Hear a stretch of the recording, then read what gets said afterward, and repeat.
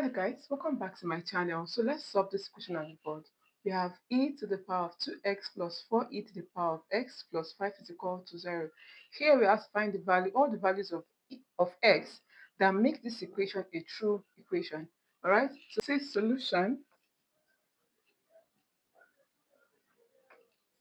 Now remember, we're looking for the all values of x that makes this equation a true equation. Okay, so notice that we have e to the power of 2x, and using the law of indices, we can rewrite this as to the power of 2 multiplied by x, okay, 2 multiplied by x, and it could also be e to the power of 2 raised to the power of x, e to the power of x raised to the power of 2. Now, when you multiply these powers, you say you come back to this original point. So I had to break it down so that you see that nothing has actually altered in this place, okay? So we'll be going with this.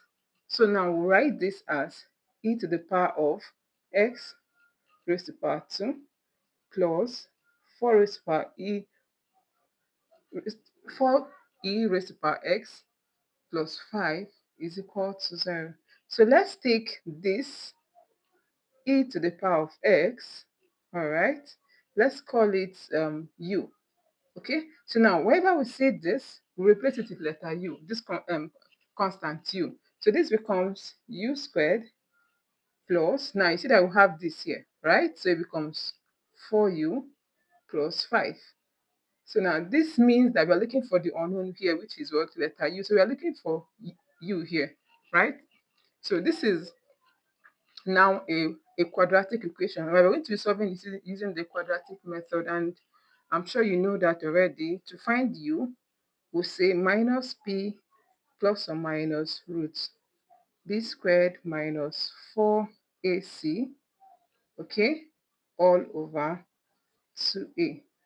Now is a this is a quadratic equation, and you can write it as ax squared plus bx plus c is equal to 0. Now if you look at this, comparing this to this, our a here is what? Our a is 1, right? And our b is 4, and our c is 5. All right? So we continue. If a is 1, b is 4, and c is 5, the value of our u is now minus 4 plus or minus root 4 squared minus 4 multiplied by, our a is 1 and our c is 5, right?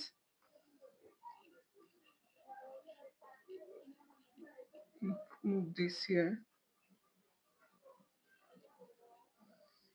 Okay, all over 2 multiplied by 1, which is our a.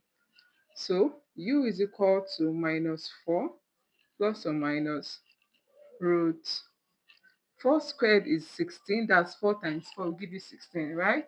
Minus 4 times 1 is 4, times 5 is 20, all over 2. 2 times 1 will give you 2. So u is equal to minus 4 plus or minus 16 minus 20 is going to give us what? Minus 4, right? All over 2. Now, continue. U is equal to minus 4 plus or minus. Now, in this particular place here, in this root minus 4, we have root 4 and we have minus 1. Okay? So we're going to find their values independently. We're going to find the root of these things independently so that we will not get confused, right? So we have u is equal to minus 4 plus or minus, the square root of 4 is going to give us 2, and the square root of minus 1, which is a given, for every minus 1 square root is represented as I because it's an imaginary number. Okay, so we'll write it as I all over 2.